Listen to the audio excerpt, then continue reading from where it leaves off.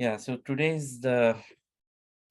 we're going to talk about web multimedia and interactivity. This is covered in chapter 11 in your textbook. Uh,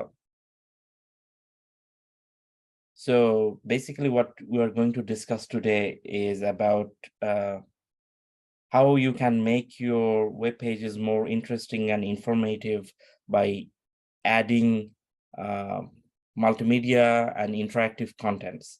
So suppose audios and videos, okay? Uh, so we're going to discuss the purpose, like different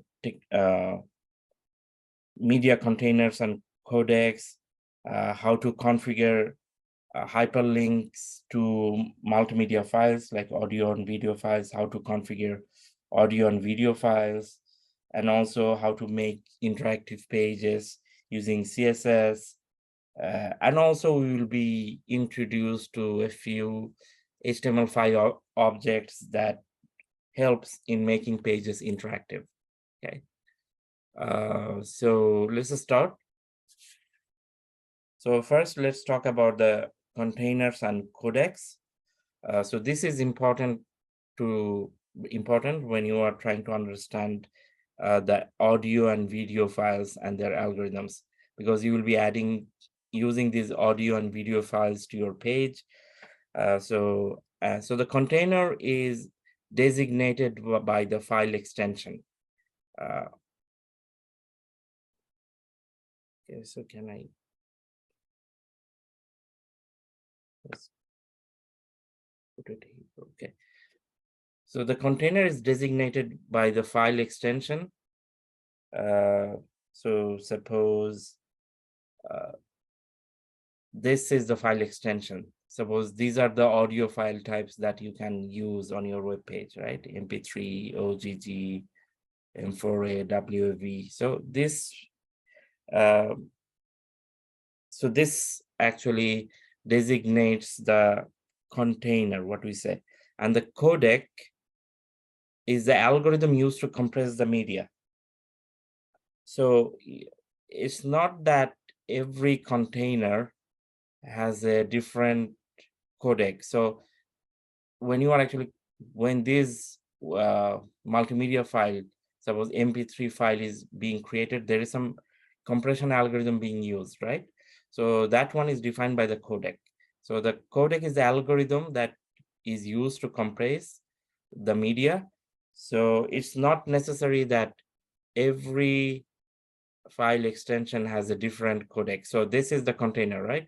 So it's not necessarily, you cannot say that every separate container uses separate algorithm or separate codec.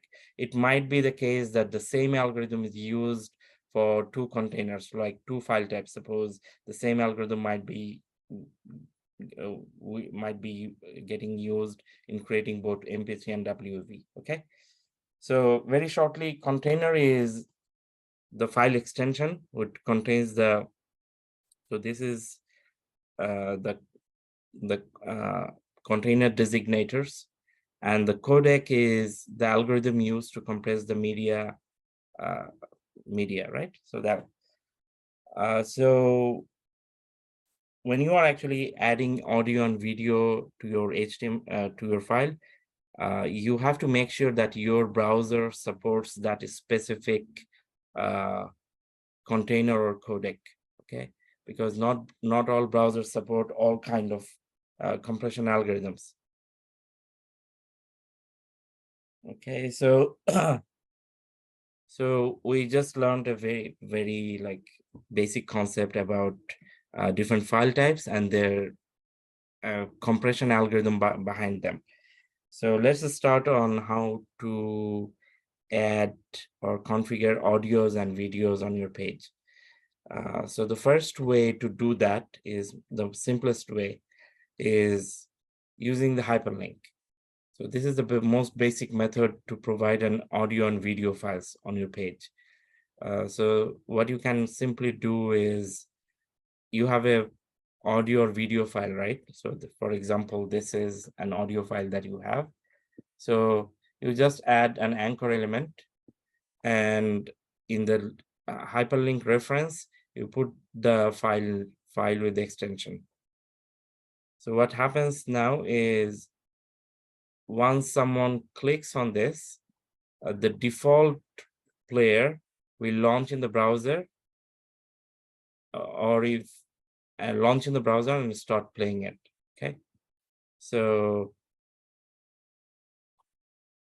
Okay, so let's show you one example. So you see we have different media files here, right? An MP3 file, M4V file. Okay, so we have these audio files, and then we also have some video files. So we'll be using them to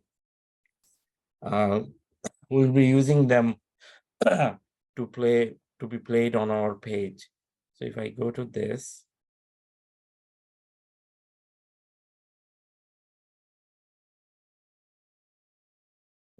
this one,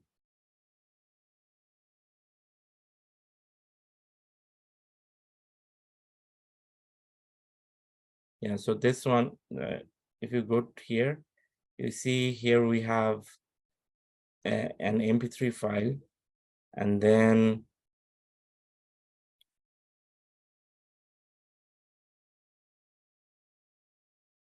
yeah, so Control Shift I, you see here that in the diff section, we have an anchor element which references that MP3 file. So let's see if I can play this. Okay.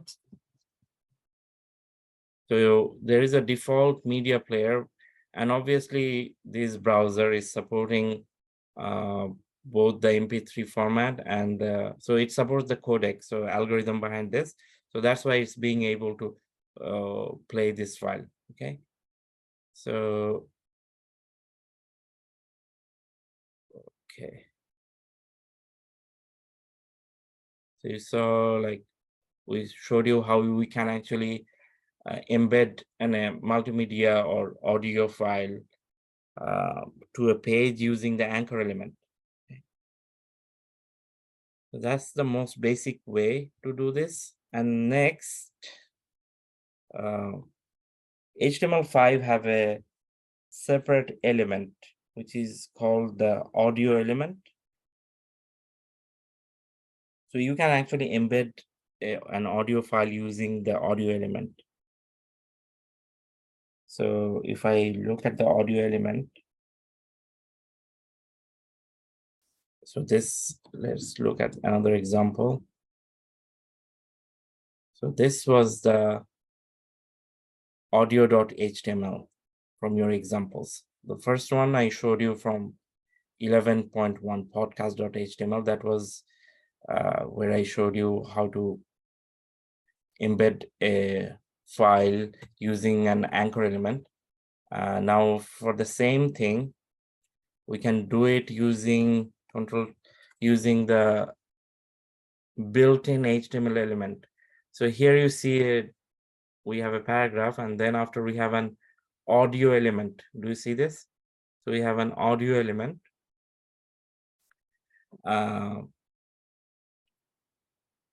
And this one, if you look at this,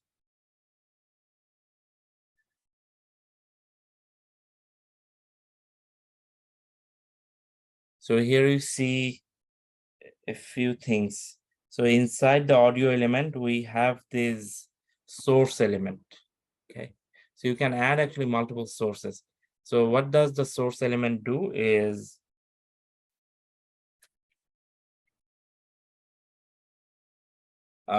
the source element does is it actually, this is used to link the actual file. So the source element has two attributes. One is src, which denotes the path to the file, and then the second property for the element, or not property, second attribute is type, which is audio/, MPEG. So this one is the codec, the algorithm that is being used, okay? So you can put multiple source elements. In that case, what happens is, depending on your browser, if it doesn't support this file format, it will try to open the next one, okay? So basically you are giving it multiple options, probably the same thing in different,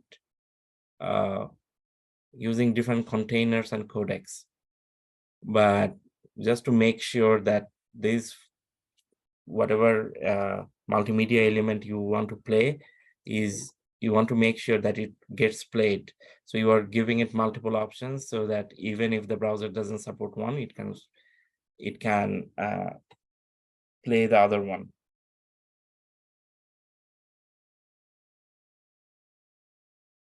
Okay, so and the next thing is for the audio element, you see these attribute controls, what this is.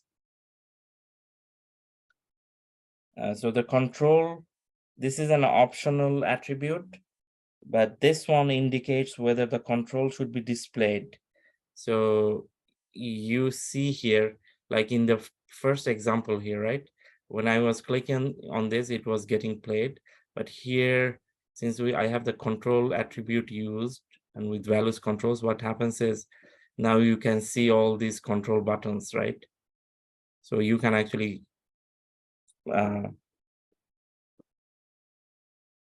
so basically you can control the audio, you can just scroll, um, you can just change the sound.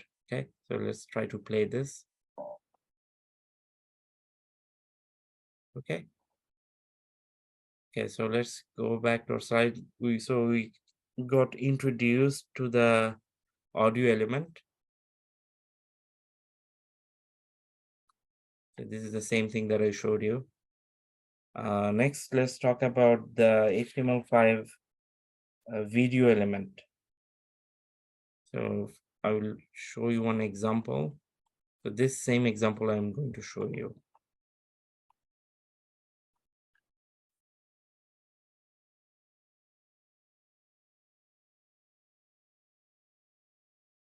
So you see we have a few video files here. This one in different formats. So let's try to open this. Okay, so you can see a video file here. And let's see how this is embedded. So inside the body, we have this video element. And this one also has this controls attribute, which actually shows you the video controls. And then one has this poster attribute. So poster attribute is once the video is paused or when you are actually opening the bit, you will be seeing a thumbnail, right? We call it a thumbnail image. So what thumbnail image is going to be displayed here? If you don't put this one, the poster element, what happens is, I guess any frame or the beginning frame from the video is going to be displayed. But sometimes we don't want that, right? We want a specific image to be displayed. So you can actually put that image here. So sparky.jpg is the image that is being used here. Okay.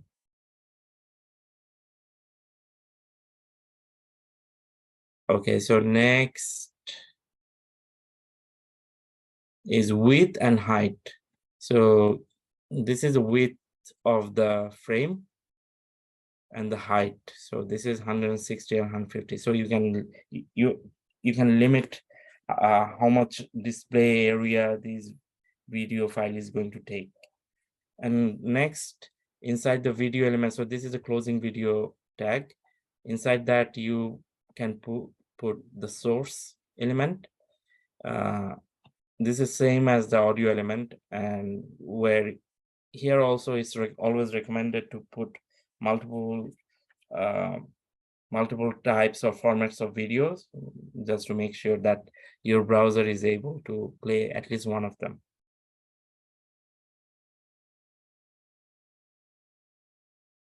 Okay.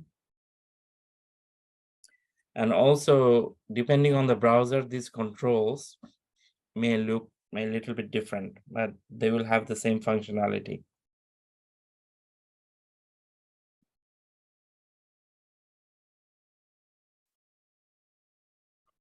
Speak, Sparky. Speak. Okay. Okay. So there goes our video element. Next. So once you are adding audio or video or any multimedia content to your page, so it might be even some image, something that you have to be very careful is the copyright issues. So you cannot just take anything from the web and put it in your site. You have to make sure that you have the permissions to do that. So always publish web pages, images, and other media that you have personally created. Obviously, if you create yourself, you are the owner of that, right? So that's the best way. Or you have obtained the license or rights to use. So you can have the license in different ways.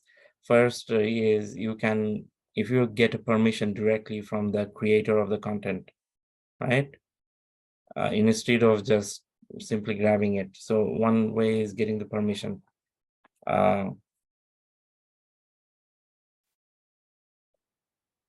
if it's not like, if you are using a content which nowhere has any copyright claims, you can use it, but you have to do your due diligence to make sure that nowhere there is a copyright claim about that content. Okay, so if you look at somewhere and then probably you don't do your due diligence and start using it immediately, might be still you might be violating the copyright claim, because the copyright claim might be somewhere else which you didn't try to find.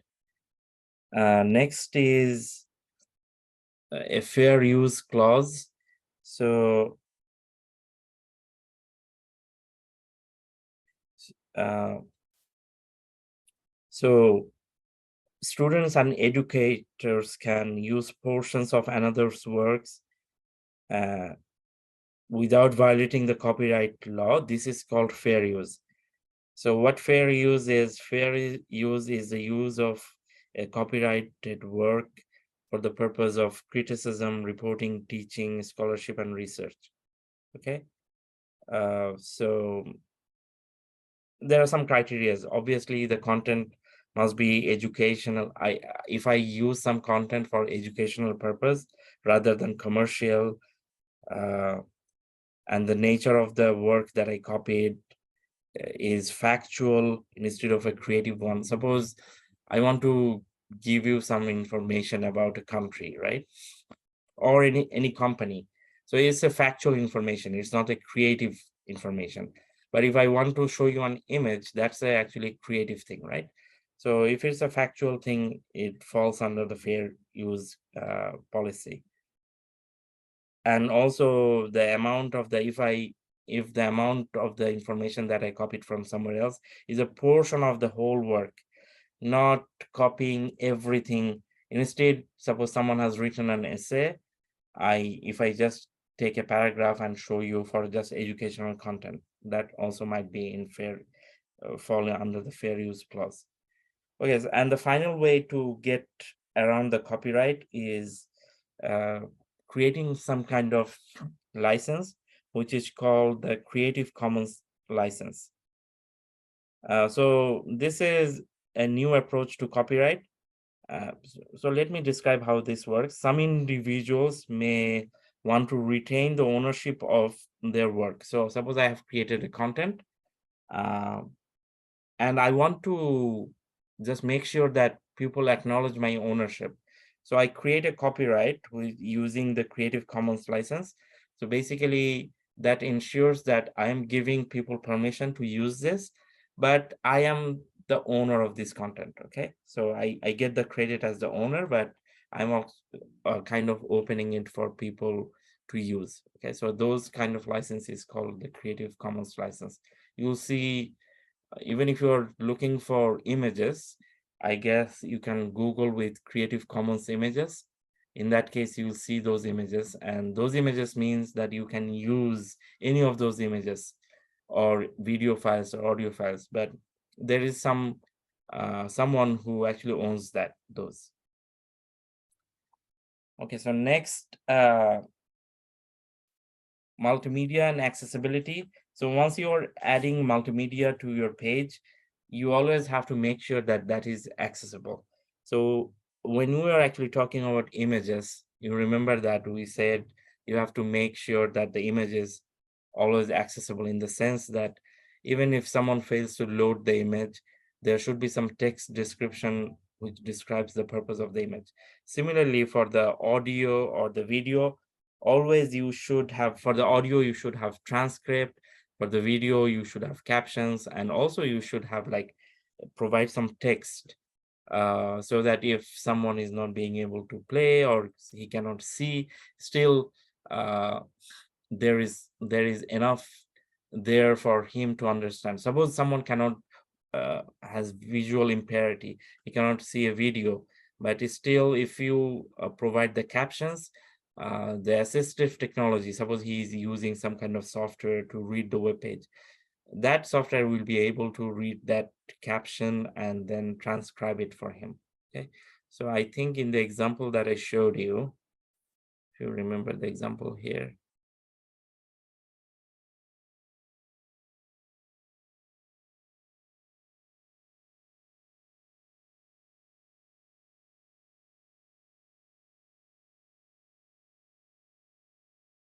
so you see here in this example, right?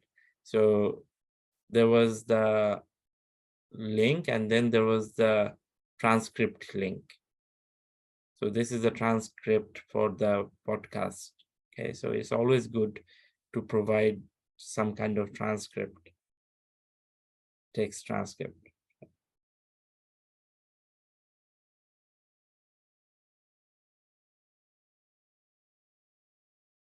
Yeah, so you see this is MP3 file and then you have the transcript.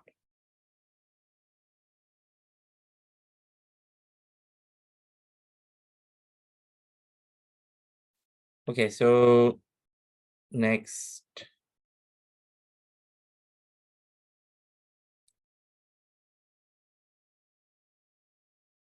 Okay, so next let's talk about some interactivity using CSS. If you remember already in the past lectures, without mentioning interactivity, we actually have showed you some interactive pages. So if you remember that, do you remember the CSS pseudo classes where we had created an anchor element and then we put our mouse on it, depending whether we are putting our mouse on it or not, it was changing colors, right? Or different things were happening. So all those were like uh, adding interactivity, right? Using CSS pseudo classes. So if you remember, like uh, we had created links and we changed the color of the links, whether depending whether those links have been visited or whether I'm putting my mouse on the link or not, right? So those were some kind of interactivity, adding some interactivity to the page. Interactivity means then based on your activity if the page changes. Okay, so now we'll be talking about some more interactivity that can be added to the page using CSS.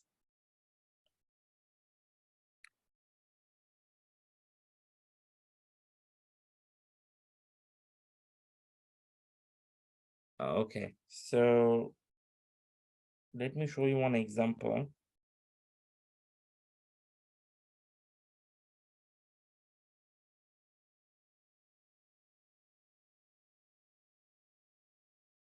So we'll be showing something like this. Okay, so let me show you.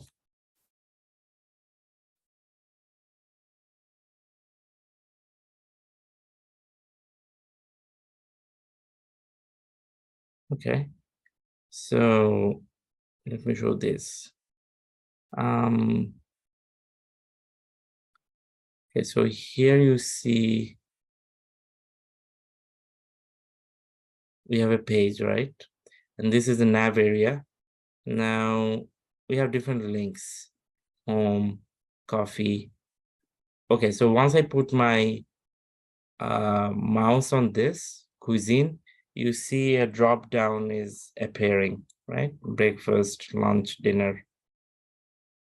So how I'm doing this? So instead of like putting the things in a sub menu, I'm not putting it directly. What I'm doing is once I put my mouse on it, only then the sub menu is appearing.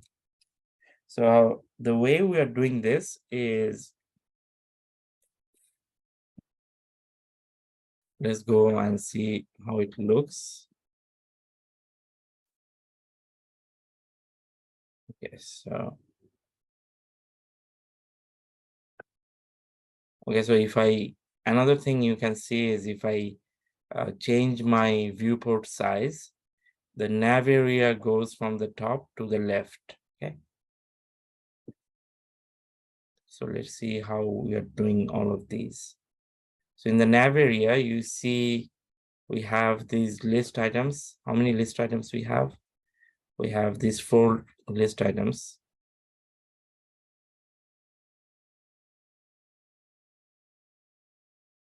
And let's go, as we said, we have done this using CSS.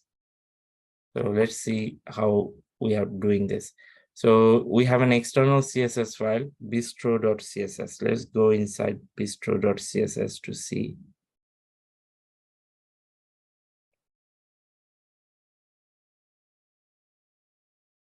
So if you see here,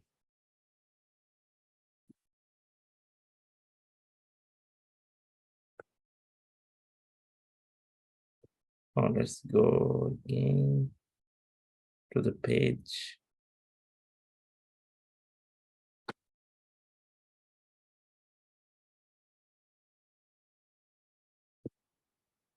Okay, so here notice one thing. So we have these unordered list. We have list item, and then the third one. Inside this, we have nested another unordered list. You can see that. So the list item says like this takes us to cuisine.html, but inside we have another unordered list. So basically, if I click this, this one creates this new list. Okay. Okay, so this one has like, now this list item has 3 child list items. This one, this, and this. Okay. Now let's go to this one again.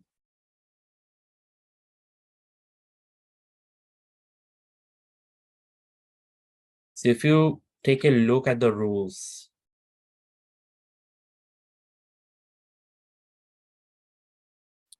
so you see, okay, take a look at this rule. So this one defines a design rule for an unordered list if it's inside the nav element, right?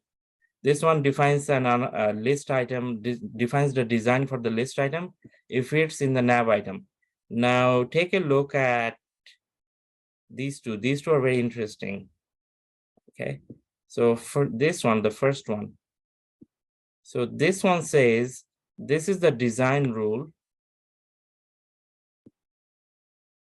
for an unordered list that is inside another unordered list inside a nav. Okay, and then this one is a design rule for a list item which is inside an unordered list, which is inside another unordered list inside a nav. Okay, so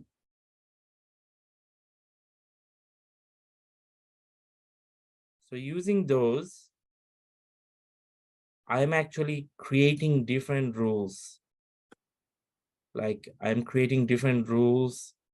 And also look at this. This is okay, this is the pseudo class.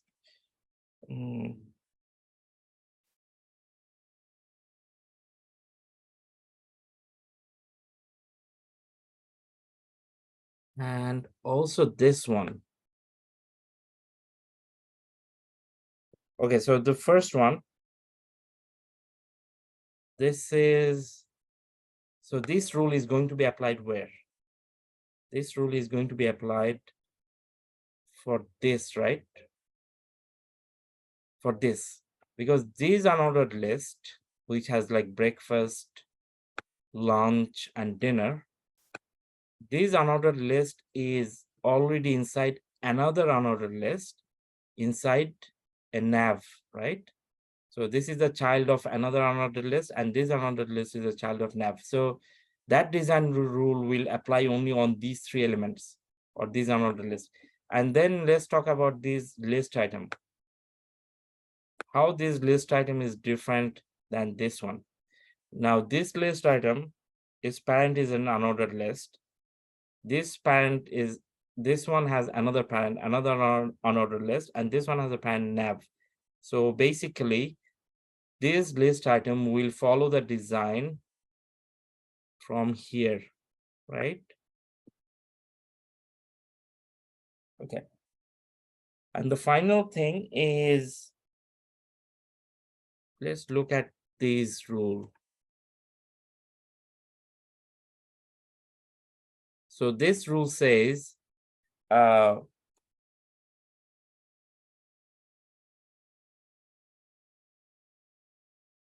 if you hover your mouse on an unordered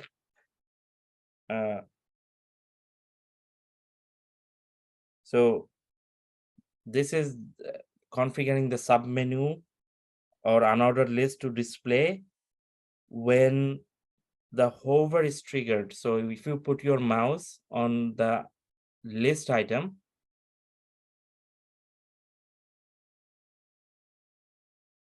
okay.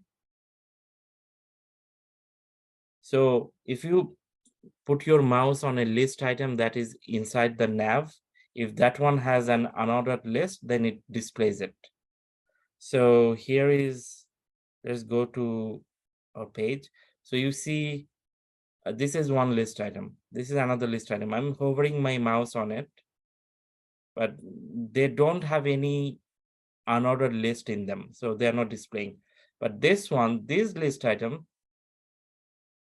these, not this one. So this list item, okay, so this list item, cuisine.html, this list item has an unordered list in it.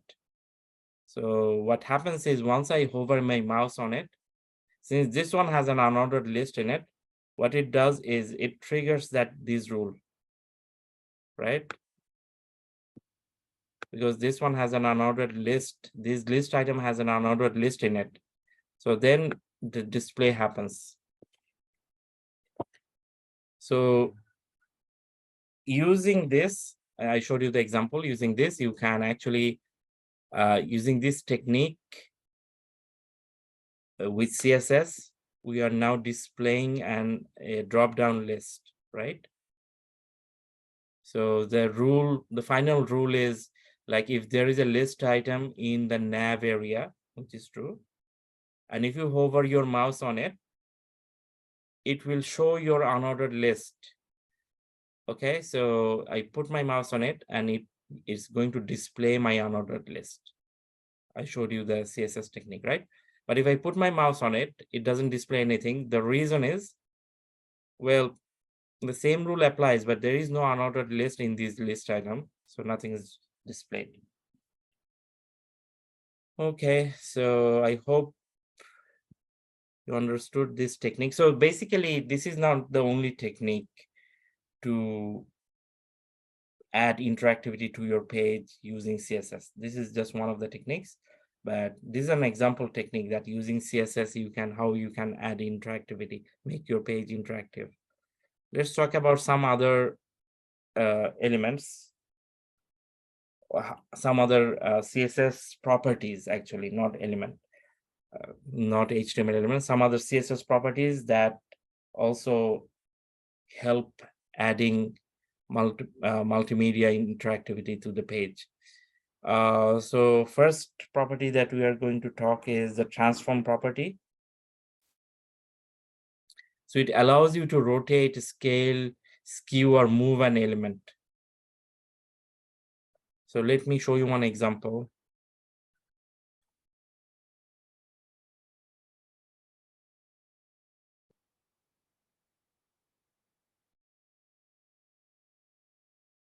Okay, so Control Shift I. Here you see inside the div, we have these main, and then this is the aside, okay? So this is the main, and this is the aside. So aside is the right column. Inside that we have a figure element, and then we have an image. So the figure element has the image and the caption, right? Now you see this is tilted. How did we do this? Let's go inside the design.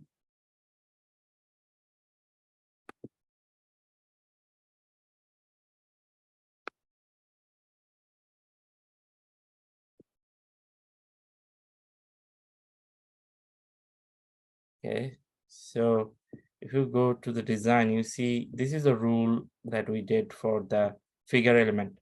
And there, along with other properties, we are adding a new property that is transform. And so the transform, what it does is, it says rotate 3 degrees. So it rotates the image by 3 degrees. If I make it like maybe 7 degrees, let's see, it will be more rotated. So you see it's even rotated, right? 7 degrees.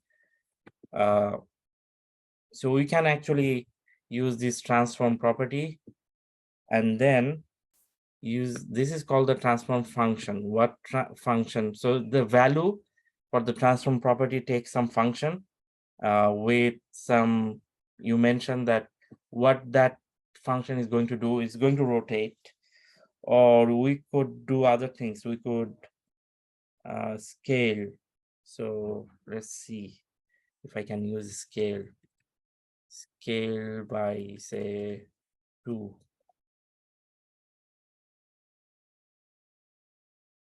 Let's see what happens if I do it. Yeah, so it's scaled now by 2, right? You see that? It has doubled. You can also put, say, 2 values along x-axis and y-axis. Let's make it 0.5 and 1. Let's see what happens if I do this. Yeah, so basically, along the x-axis, it is halved because I put 0.5. So it becomes half the size along the x-axis, but it remains this, keeps the same size along the y-axis because I have put 1. Instead, let's put like half and half in both axes. So if I put 1 value, it will be for both x and y axis. If I put like 2 values, the first one is for the x-axis and the second one is for the y-axis. And then there are other functions. Say the other functions are like skew x, and or skew y, which distorts the image across x-axis or y-axis. And then there is translate.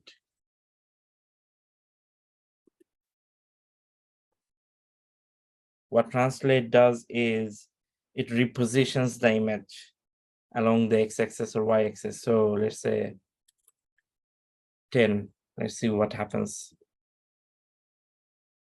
Okay, so I think we should put a bigger value to see what happens. So let's put 100.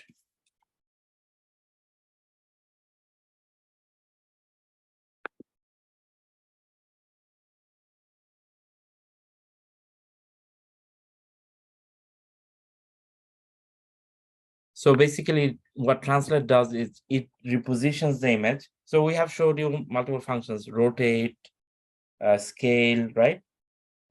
So for your, this is your home task. Look at what skew and translate do to the image, okay? So you can also Google and in W3 school. So let's go and check the next CSS property. Okay, so the next CSS property is transition property. This provides for the changes in the property values to display in a smoother manner over a specified time. So I'll show you one example. Transition property. So just open this. Okay, you can see this. If I put my mouse on this, very carefully notice this. If I put my mouse on this, do you see what changes happen? So it had the same light blue background. Once I put my mouse on it, the background eventually became white, and these link color changed to blue. So how this was done, if I go to Control-Shift-I, let's look at the CSS rule here.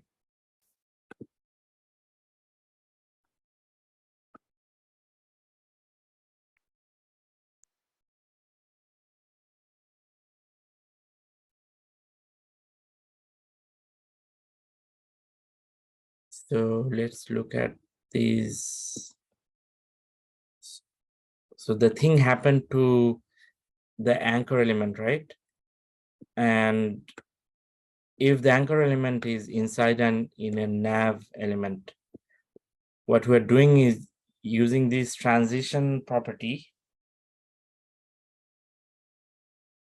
So what it says is that the background color is going to change in 2 seconds. And the change is going to be linear. That means, so what it means is from one color to another, it changed linearly. So it's not just sudden change. From the light blue, it turns into white, but it's from light blue, it becomes more faded, and eventually it goes, transitions to white, not all on a sudden. It takes 2 seconds and the change is linear. Okay. Or what we can say is linear means the change is gradual.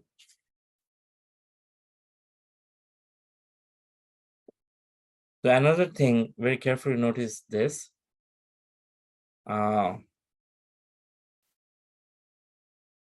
Okay, so here, like you see that there is a CSS pseudo class, right? So here's the thing. It says so this is the default background color. This is the default background color, right? And then if I hover my mouse on it, the background color changes to white. That is fine. And the text color changes to blue, right? Okay, so this is important. So if I hover my mouse on it, the background color is going to be white and the text color is going to be blue. But here I have added another rule where transition. I'm saying that the background color will be transitioned, but I didn't say anything about the text color, right? So I didn't say, suppose if I had put something like this, okay. If I put something like this and say like color, in that case, even the text color change would have been gradual. Okay, so I'm not doing this. I'm just making a transition rule for the background color. So the background color is blue. If I hover my mouse, the background color will change to this, but it will take 2 seconds and the change would be linear. But there, I'm not saying anything about the text color. So the text color is going to be blue. So you see, if I put my mouse on it, you will see that the text color changes immediately, but the background color takes 2 seconds. Let me put my mouse on it. You see the text color immediately changes to blue because I don't have any transition property for the text color. Okay. Okay, so next.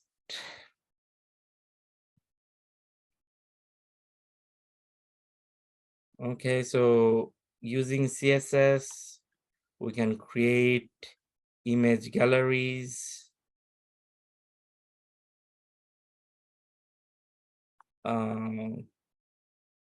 Okay.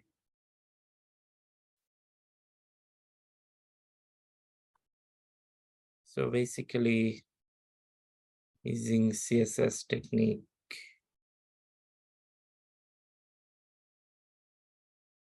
sure which one is probably this one. Yeah. Okay, so if I put my mouse on it, you see the image changes, right? If I put my mouse on it, the image changes to this. So this is the default image. If I put my mouse on it, the image changes to this one. So if I Control-Shift-I, so basically this is also we are doing using CSS.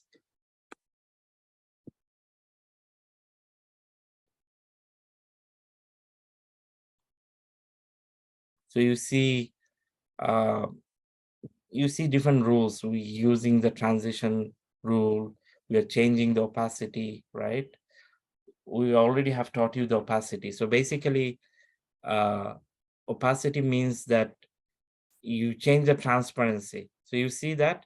So we are actually putting what's happening here is if I put my mouse on it, the image is gradually coming out. That means think like this. Once I put my mouse on it, immediately I'm putting this image here, but initially I keep making it transparent.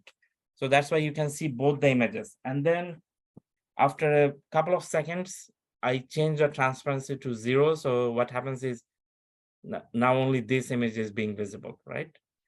So this is a task for you to check how this image gallery is working, right? How we are changing the opacity and transition rule to make sure that if I hover my mouse on it, the other image is from a transparent one, it actually changes to a non-transparent one, and eventually you can see the image. Okay, so next, okay, so CSS animations. You can actually create also animations using CSS. There are two steps. One is defining the keyframes and then using the CSS animation property. Okay, so if I show you one example,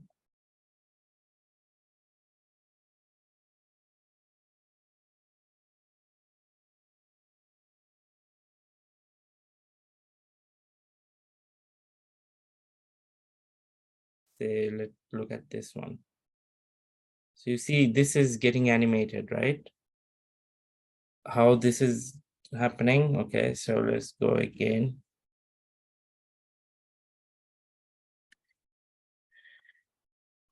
So the way we are doing this is using two things. First, we are defining something called keyframe, and we are naming it test. This one takes two things, from and to.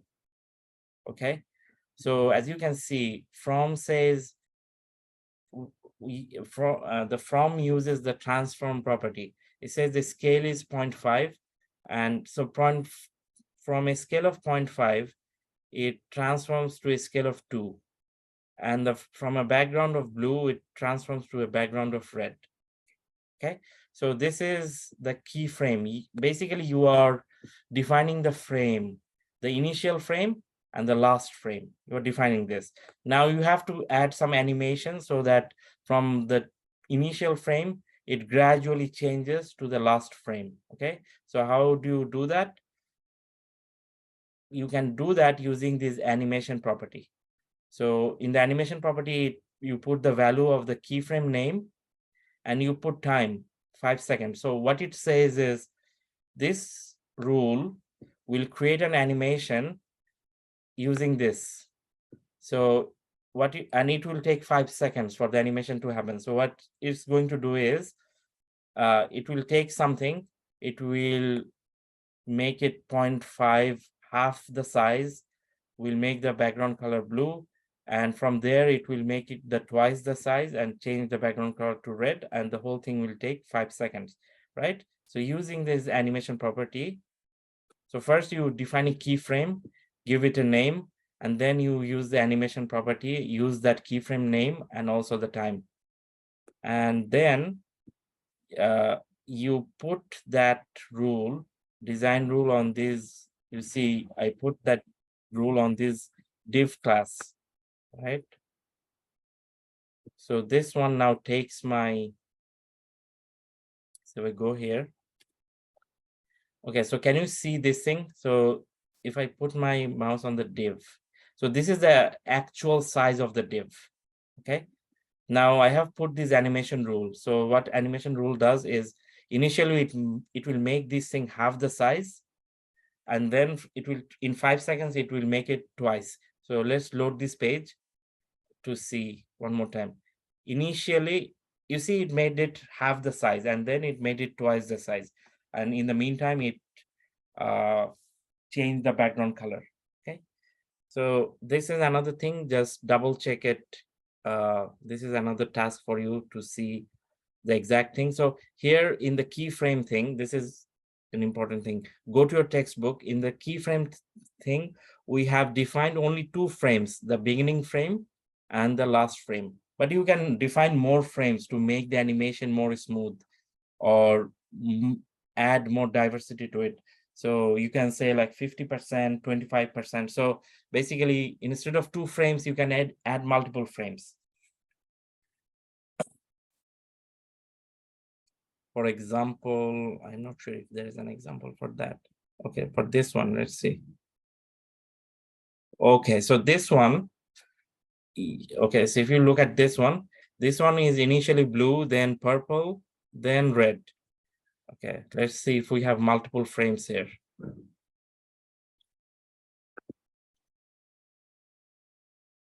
Okay, still it has like 2 frames. So from blue to red, the middle is purple. That is fine. Just looking at if there is another example. Not sure.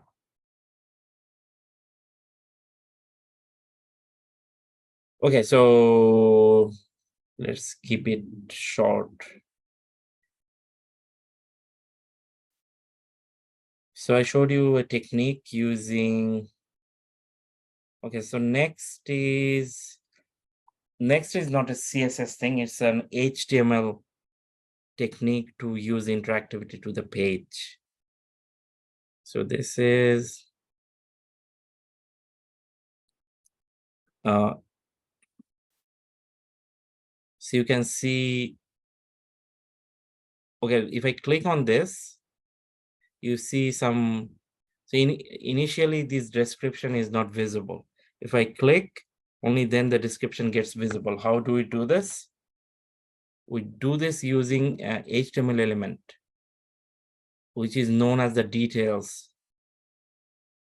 So the detail element has a child element called summary.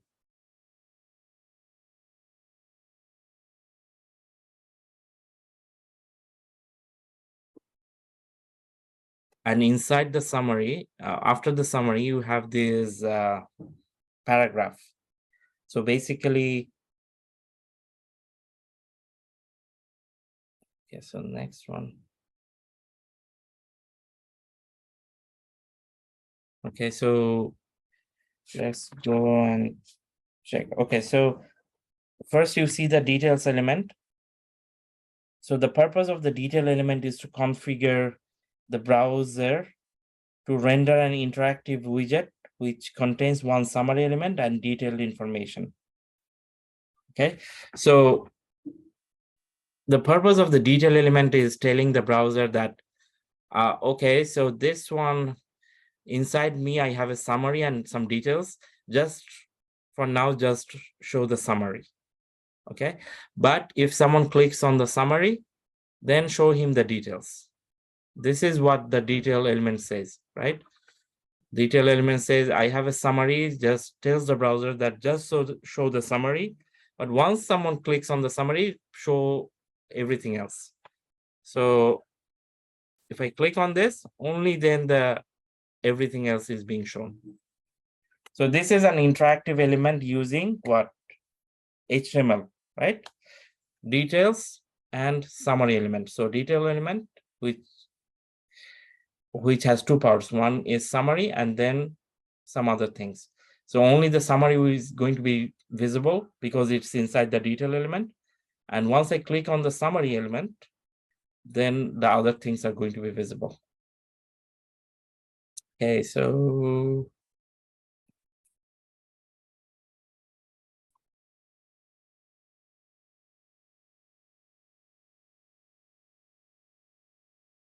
okay, so next, HTML5 APIs.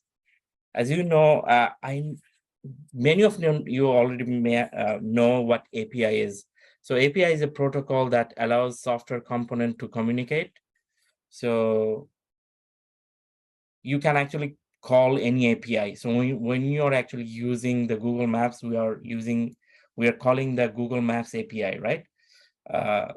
So basically, it's like a component for interacting and sharing data between different systems. Variety of APIs work in HTML5, CSS, and JavaScript. Some of those APIs like geolocation APIs, web storage API, Canvas API. So let's see what these APIs do. So the geolocation API allows the web page visitor to share their geographic location. Once you are browsing, sometimes you will see that it will ask you whether you want to share your location or not, right? How does your browser find your location? So maybe your browser finds the location based your IP address, wireless network connection, cell tower, GPS, etc. But HTML5 has this capability to determine your location. So this is called the HTML5 geolocation API. Sometimes you have seen, probably you have noticed this, that suppose if you go to a grocery store, not any web page, suppose Kroger.com or QFC.com or like TomThums.com. What happens is it asks for your location, right? Once you give it your location, sometimes you will see that instead of showing the nearest Kroger store or Walmart store, it shows a different store, which is probably not far, but still it's not the nearest. The reason for that might be the way it's determining your location. Maybe it's determining your location based on your wireless network, whereas the wireless network office is located somewhere else, not exactly at your home. So it shows uh, another store which is a little bit far as your local store. Okay, so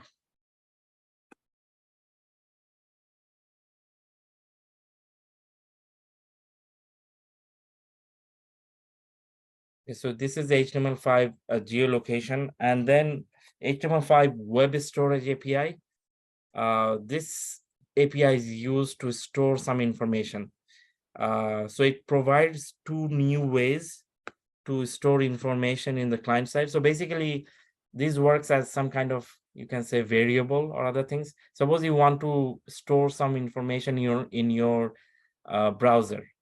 So it can store, this web storage API can store your information in two ways. One is the local storage, and the other one is the session storage. The local storage means that this information is stored all the time, and the session storage is once you are, suppose, opening a page, then the session storage comes into the effect, and some information is stored somewhere, but this information is stored until my session is on. If I close this page, that information is gone, right? But still those things are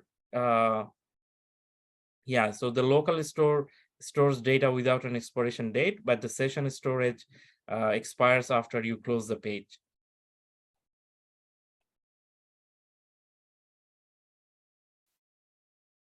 Okay, so next, finally, let's talk about the final API, which is the HTML canvas element. The purpose of the canvas element is configure dynamic graphics draw lines, shapes, text, image, etc. So this is a very powerful element. Let's talk about this canvas element. And maybe I can show you one example with a canvas element.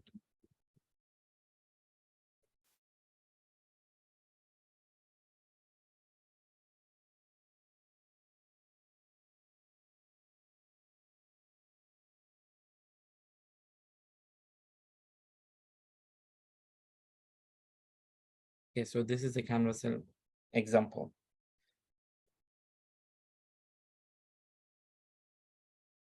So we have done this drawing using the HTML canvas element. Let's see how this is. So this is the HTML canvas element. You see this. This has an ID, width, and height. Okay, that is fine. Now, how we are actually drawing this? This is the important thing. Okay, so first of all, the HTML5 canvas element is a container for dynamic graphics. The canvas element, as you see, starts with the canvas tag and ends with the closing canvas tag.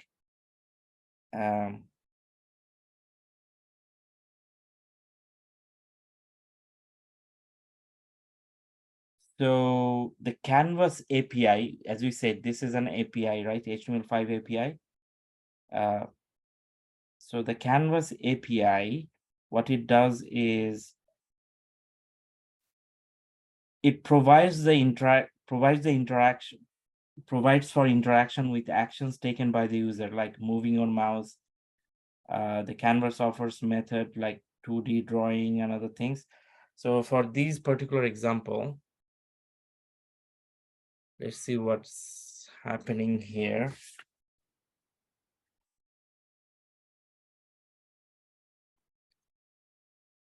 So if I go inside, so this element can interact with JavaScript. So you see we have a JavaScript code here, remember? So what's happening here is, so what's happening here is we have an element here, nothing else, but how this thing is like, how this thing has this red, blue color and this border, right? Nothing was there, but how all this thing came into the action. So just look at this. For the body, there is this event handler onload, right? So this one calls a function draw me. So basically when the body, this HTML page is getting loaded, something is happening, which is actually drawing all this thing.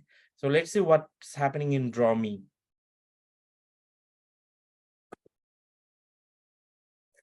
Okay, so this is a draw me function, the JavaScript function, right? So first we are defining a variable, canvas, and this one gets element by ID. So this one selects an element which has the ID my canvas. So which is that element? So basically this element, right? So the JavaScript function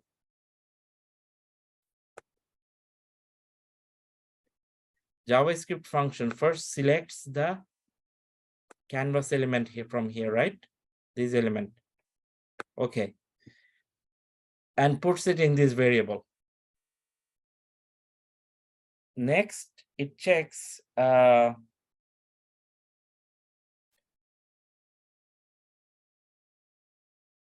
okay, so the JavaScript function draw me, right? Draw me is invoked when the browser loads the page.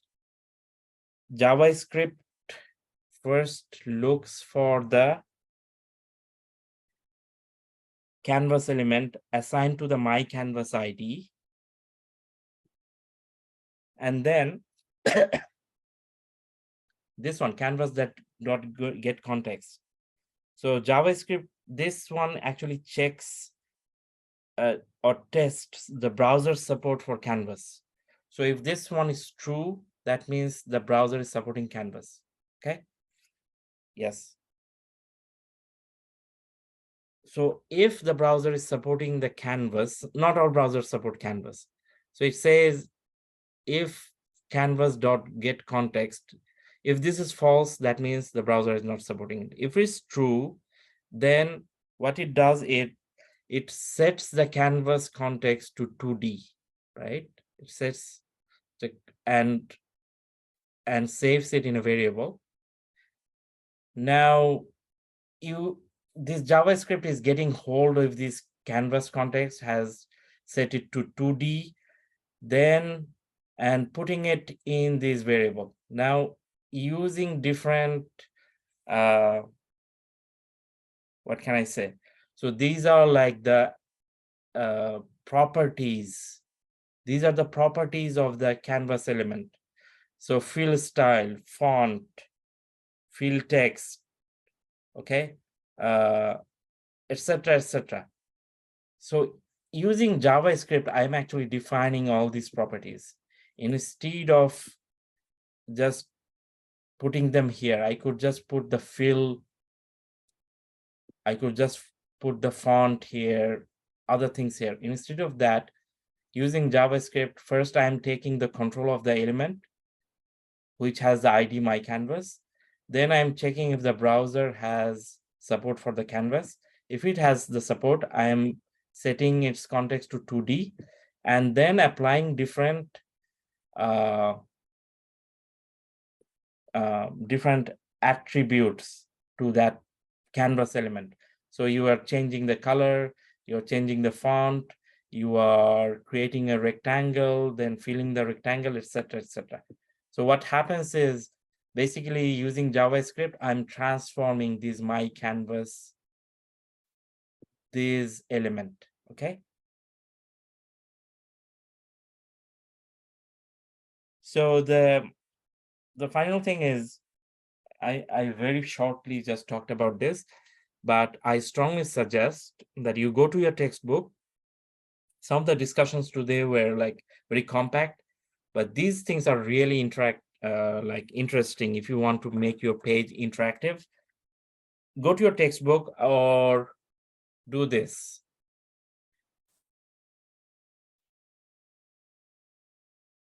Go to W3C and play with canvas graphics. Like, it has all the examples, and yeah, you can do a lot of things using a canvas element and then applying JavaScript on that. So you can draw different shapes, you can do a lot of stuff. Like, you can just check the code here and just run it immediately. Okay, so this is my suggestion for you. You will really like all of these. Okay, so today, so in summary, we introduced you to different HTML and CSS techniques to configure sound, video, animation, and interactivity on web pages. And obviously, we talked about once you are using all these multimedia files, always you have to be careful about the copyright things.